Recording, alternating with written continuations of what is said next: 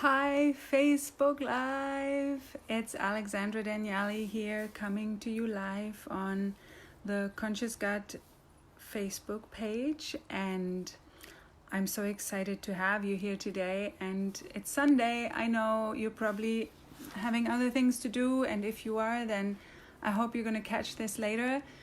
I just have my kids at a birthday party for a couple of hours and I got a ton of shit done at the house, and I've been having this inspiration for this Facebook Live for a few days, so I have another little bit of time, so I wanted to share this with you. And before I dive deep in, I just wanted to real quick see that I can share this on my groups, so hang in there for a second with me. And if you're live with me, tell me hi. If this is the first time you're watching a live with me, tell me hi so I can greet you. And if you've watched other lives with me, say hi too. Just my browser is having a interesting challenge right now, trying to see what's happening. So if it's not meant to be, it's not meant to be. I'm not bothered either, but either way, let's get started, because I have something really wonderful to share with you about how to be healthy. And I'm gonna go through the basics here today just to give an overview, and we can tap deeper into this stuff later as I'm crafting out my programs for the next year, which will be in the new decade. And let's see, I am live right here, so let me just share this real quick. Share in a group. So we're gonna talk today. I'm gonna talk as much as I can while I'm doing things. We're gonna talk about the body, mind, and emotional parts, and whatever I know about the soul I'll share, even though I think that also works in with a lot of other things, and we're not as much dividable, and that's what I feel like the problem is a lot about in current medicine. They are very much dissecting ourselves into pieces, but and the parents group, great. So we are being dissected into many pieces, but also, there are parts to, and my kitty is joining us, there are parts to, how to take care of all these things. So body, mind, emotion, those are some things that we can divide ourselves into. And I'm going to just walk you through some basics today. And then if you have questions, let me know. If you have more inspiration, let me know. Or if you're sharing any of these, things that I'm going to share with you, then let me know too, and like or love this video if it's helpful to you. So what we're going to start with is just the basics of how to take care of this body even, right? What do we carry around in this life? And welcome, I see 6 of you are watching. That's so exciting. Happy Sunday. 7, happy Sunday to you guys. So the body, right? And what I've done a lot with 8 people, yay, you guys have nothing to do on a Sunday, but watch me, that's awesome. So when we think of the body, and a lot of what I've done with my clients with the gut health business stuff too, and figuring out a lot what to eat, what not to eat, supplements, all that kind of stuff, that is very much, taking care of that part, what we eat, what we don't eat. That is very important, and that is one of the most important things that our bodies actually react to when we're trying to get healthier or when we want to stay healthy. What are we putting into us? And do we have to all the time? Do we have to be super 100%? Well, it depends on what you're dealing with, but what you want to kind of get to after a while when you're healthy is probably a good 80-20 rule of 80% eating healthily, and whatever that means to you, right? Because I can tell you what I feel like is a good diet for the gut, for example, or for some of the conditions that are associated with the gut. but also every body is different. So you'll also have to know what your body will like or tolerate. Some people are very happy with vegetarianism, veganism. Other people like or need or want meat and tolerate that very well, obviously like good quality. But yeah, what goes into your body? And a big part of that is also obviously water. What kind of water do we drink? And tap water is like something in the US at least that's very treated. So look up your local water company's profile on their website. See what's in there. They have testing reports, current testing reports on there. A lot of chloramine, chlorine is in there. You know, I use a Berkey water filter. If you want to look that up on Amazon, for example, they're really great because you can also filter fluoride out, which is not the fluoride that is actually good for you. And anyway, my teeth are just fine without that fluoride, and so are my kids. They've been drinking this for all their life and they haven't had a cavity yet, so that's great. Just saying, because everyone's doing fear mongering about saying you need fluoride, and you don't necessarily need fluoride, especially not that kind of fluoride. So water, right? So what do you actually put into your body, like physically? Then also, just a little side tangent, and we have a great magazine in Germany called Ökotest. What do you put on your body? Like there's so many cosmetic things, cleaning products, where you're actually putting a lot of toxins. Hi Lisa, I see you watching, and Lisa knows this a lot too, about like environmental toxins, you know, what's around you, what's going in your body, you know, you get sensitive to that stuff, your body reacts. Check your air, what's going on in your house, you know, what are you breathing in? I know some people that are watching here have had mold in their homes, and that is tough. That's lowering, like that's very hard on your immune system and gives your body a ton of extra to deal with. So check this whole life is all about giving you pointers, like where can you look if something's not right, like what can you pay more attention to? And you might check off some of these and say, I'm doing this really well, I'm doing that really well, but okay, I could look at that area a little more. So yeah, look, hi Kitty. Look at your environment. What are you breathing in? What water are you drinking? And then we're still in the body, right? We're doing body, mind, emotion. So we're still with the body, diet, nutrition. Then the next thing is movement, exercise. You can't be fully healthy, and I'm sorry to say this, and I get lazy too. You can't be fully healthy if you're not moving your body. And part of that is on a gut health level, I can tell you this much, being a gut health coach. When you're actually exercising, it's beneficial for your good gut bacteria, and they will appreciate that. They will start making babies, you know, they will become more and more. They're going to do the good work for you. They're going to do for you what you need. Movement, exercise, not only just for calories, we all need a muscular skeleton. So, you know, a lot of people who are actually heavier, you can see their bones structures are starting to shift, you know, from the weight. And, you know, we all need muscles. We don't want to be hunched over because we don't have any back muscles, because that keeps us from breathing well. And so on the muscular front as much as on the cardio front, because we need to have that cardio exercise too in order to get the blood going, you know, going once in a while, exercise your heart, have blood flow going, and just really, you know, the heart is a muscle. It needs to be exercised. So you don't want to walk up the stairs with your shopping bags and get out of breath all the time. So it's just really healthy to do that. And if you don't want to go to the gym, you don't want to become an athlete or any of that stuff, then go walk your neighborhood, do gentle things, just move, find a yoga class. And yoga is for everyone, you know. Yoga is like, they have gentle, even old people yoga. Yoga is all about just doing with your body what you can at this point in your life. There's so much more to exercise and movement, obviously, than this, but, you know, this is supposed to be an overview. So if you want to have more on this, we'll invite a specialist at some point to talk about this more.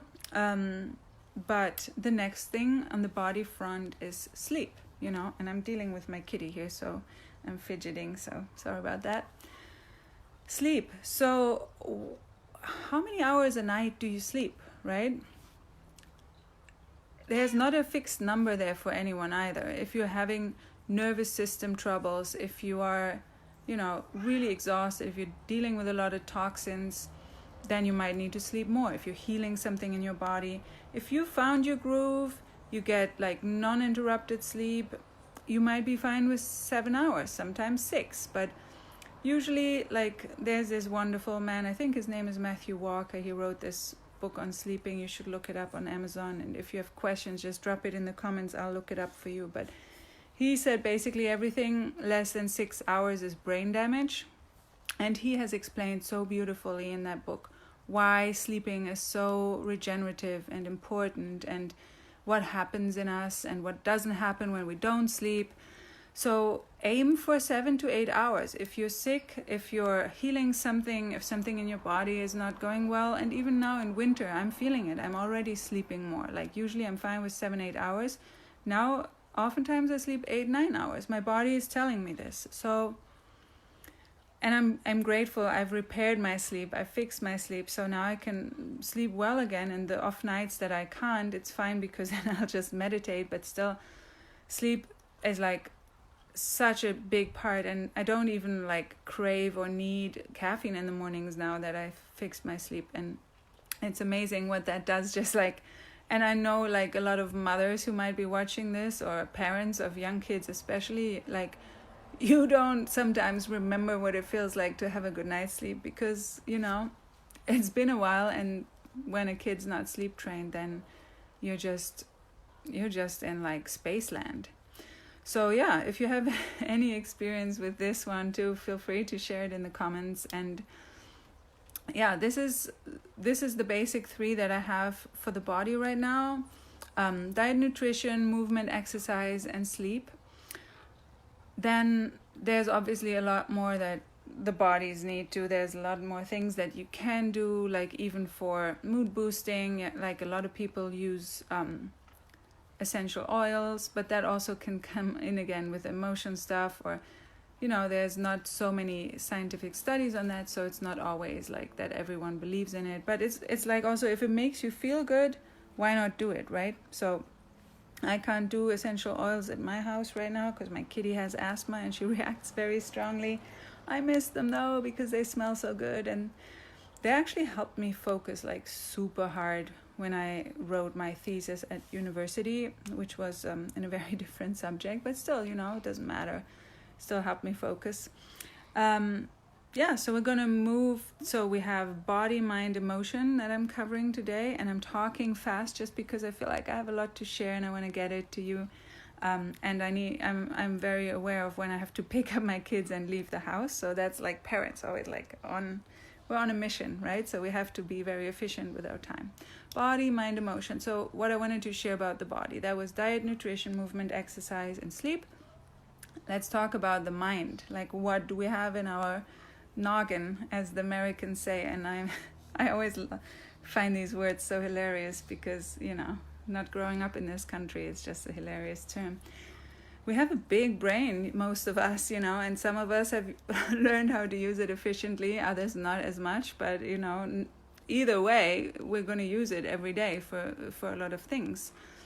And our brain can go nuts, And the interesting part about the mind is, and we're going to go into it more in the emotional section later, is like, we create thoughts based on emotions and triggers and trauma and like strong emotional events in our lives. We will create patterns in our brain that then create thoughts that can create misery. And we don't have to talk about good thoughts right now, because I think we all know when that's happening. That's going really well, right? But when we are triggered, or when we're in our patterns or all that kind of jazz, when we're not feeling well, I have had, like in the past, crazy brain spirals of horrible thoughts. And just like going in the darkness, thinking, and it just gets worse the more I think, And there's not always a cure for it. Sometimes we just have to let that roll out and just be aware that that's going to end when we don't know what else to do. We can just observe it. But also meditation, mindfulness, and just really practicing that on a daily basis. It's also, the heart is a muscle. The brain, I'm not sure I can confidently say it's a muscle, but it can definitely be trained. And the neural pathways in there that get built from experiences in our life, they can get rebuilt. And so whenever an old pattern is making us think and behave in a certain way, then that is also not as easy to learn later in life. Babies' neural pathways, definitely the first 5-6 years of our lives, that gets done really easily. But we can definitely relearn. I mean, we're relearning every day, in our grown-up life. And my mom actually, when she retired, she learned a whole new job and started a whole new thing. And in her 70s, started learning a new language. So I'm sure you all have some examples of that.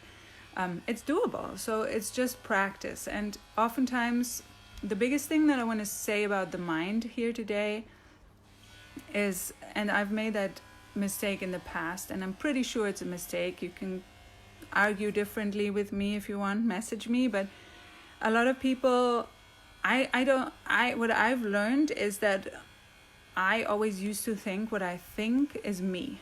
That's my true me. That's the absolute truth. And that if I think that needs to happen, that's the truth, that's my intuition, that's what's gonna come true. And it's, surprisingly, I had learned, that was really new to me a few years ago, that my thoughts are not me. They are my patterns, but I can change my patterns, I can change my thoughts.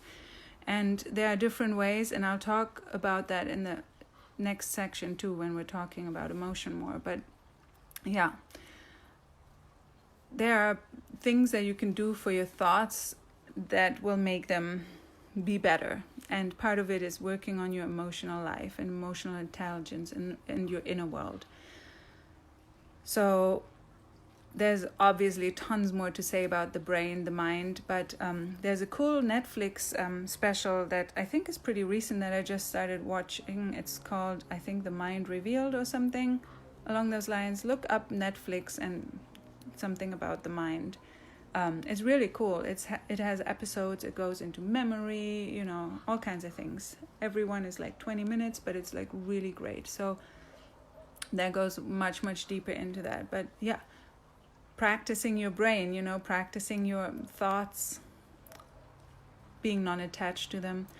That's the part about the mind that I wanted to put a spotlight on today. And then the third part I want to talk about, how to be healthy today. And that's actually my biggest passion right now. And gut health is too, still one of my big passions. But the inner world is just so important. And I've seen that with so many of my gut health clients too. When the inner world, the patterns, the subconscious blocks, when that's all not being worked on, when the emotional part is just so challenged, they can take all the supplements in the world that they want. They can do dieting as much as they want. In my past, when I had healed my gut, when I needed to do that, I took a ton of supplements. I followed strategies to the dot, and still without taking care of the emotional life, shit just gets re-triggered.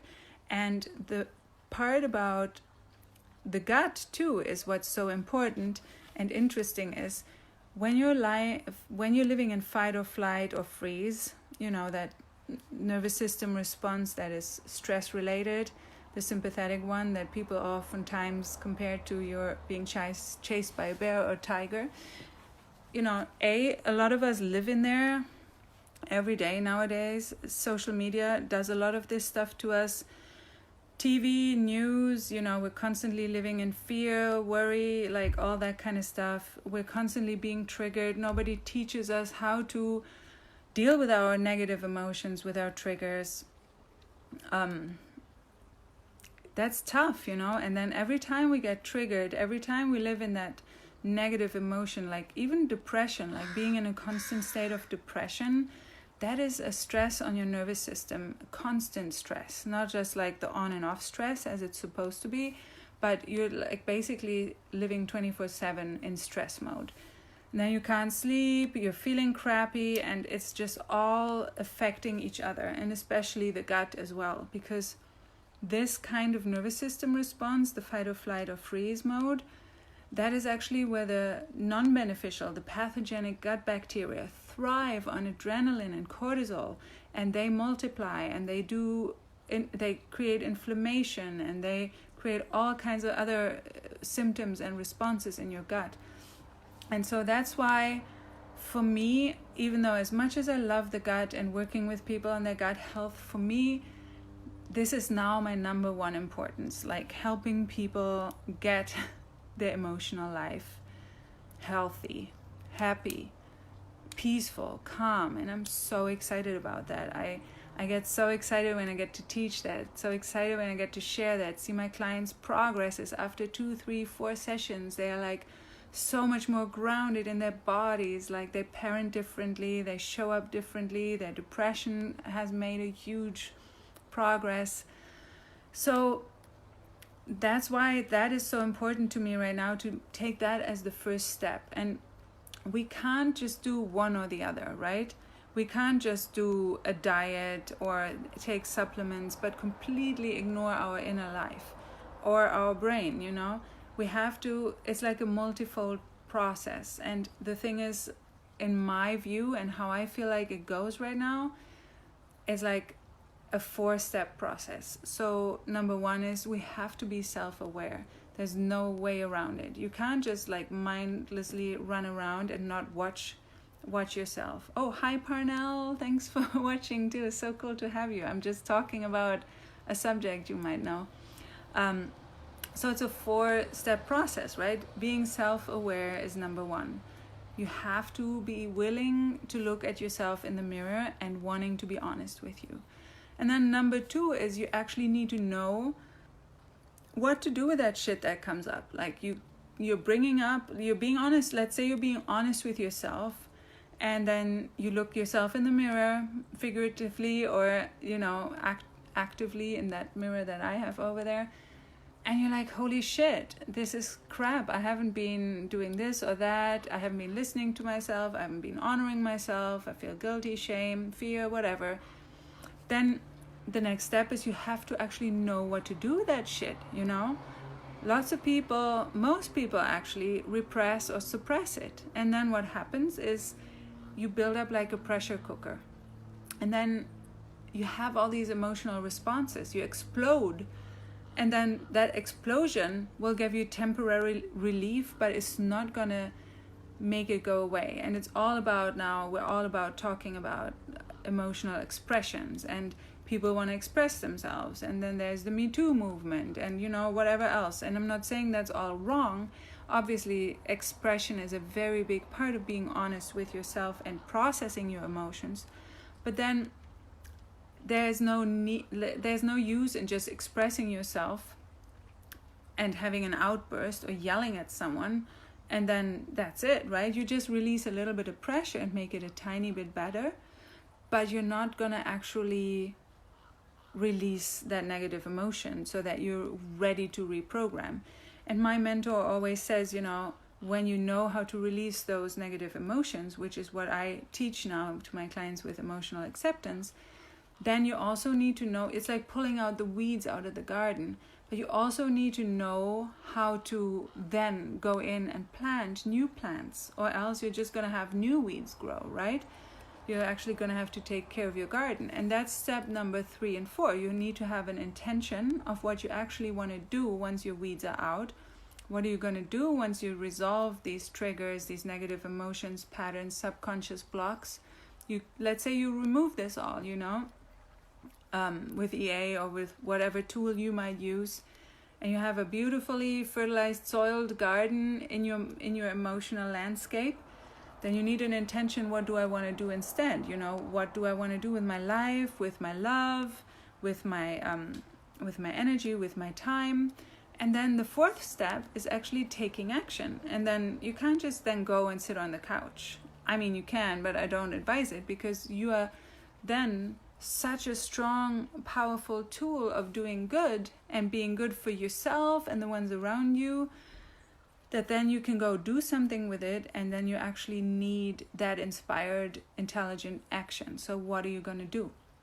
What are you going to do about all of this business, right? Now you have cleaned yourself up, you've done the inner work, you've brought your body in a good shape, you got your mind mostly under control. And this is never 100% thing, by the way, people, either. It's like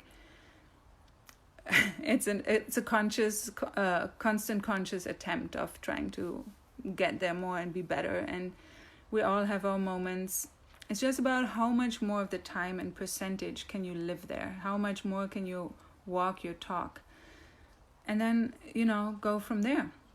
And what I'm really excited about is I'm going to launch a program in January. I've decided it's going to be for the new decade, where we combine the gut health part, and we're going to combine the mind part and the emotional part in a 6-week program.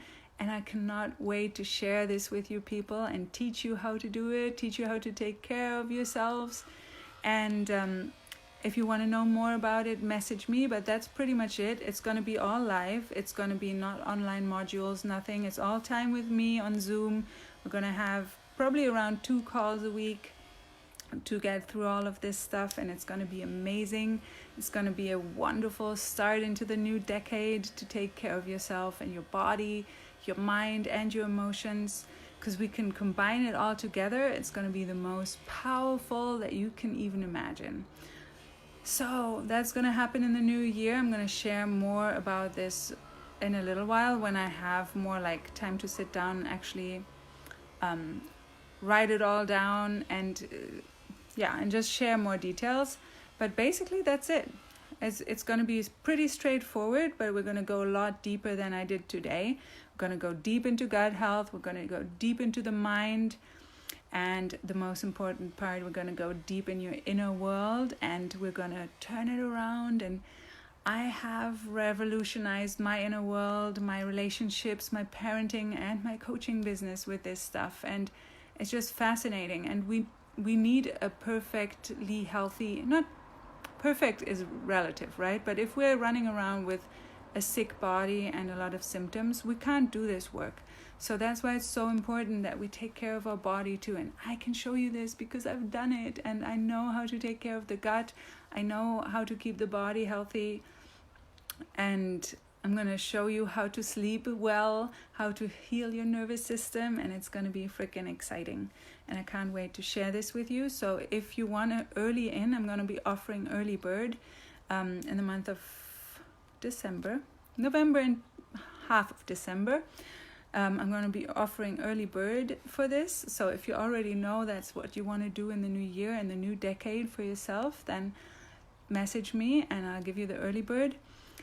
And otherwise, stay tuned, and we're going to be doing more awesome things together too. But this is my new thing for the new year. And I'm also going to be telling you I'm going to do a little collaboration with my friend Anna-Lena in December, which I'm also super freaking excited about. It's going to be 5 days deep dive of emotional acceptance, so that you can actually get a taste of what it means to work with us. It's going to be the most affordable way to work with us, because it's going to be only 5 days, but it's going to be deep and impactful and amazing. And we're going to show you what we've learned and how to transform your life with emotional acceptance. So that's happening first week of December. If you already know that you want in on that, let me know too. Message me or comment below and I'll message you. And that's pretty much it from me today. I'm gonna go now pick up my children. The weather is amazing. It's California, late fall. Sometimes we just get very lucky here when we don't have the wildfires this time of year. So thank you all for watching. That was awesome that you could join on your Sunday. And I hope you're doing something super awesome, cool now also with your day, wherever you are, or your evening. And join me for the next one. I'm looking forward to be doing more with you, bringing you more stuff, coming on more often live, and also check out my 2 other groups that I have, Eliminate Anxiety and Depression. Now I forgot the real, the long name of it, but it's because I always just see the first. Gosh, isn't that embarrassing? I guess that's my brain. Anyway, one's that about eliminating anxiety and depression. I'll post the links in the comments. How about that? And the other one is Parents Who Heal Themselves First. That's my group for parents who have the courage to show up and do the healing work for themselves first before they deal with their children or anything else. And yeah, this is pretty much it for today, and sending you lots of love, and see you soon. Bye guys.